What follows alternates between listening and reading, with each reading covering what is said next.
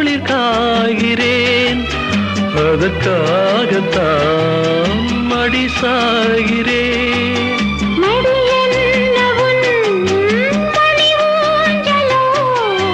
நீதான் இனி நான் தான், நினைவோ ஒரு பறவை விரிக்கும் அதன் சிறகை, பறக்கும் அது கலக்கும் தன் உறவை.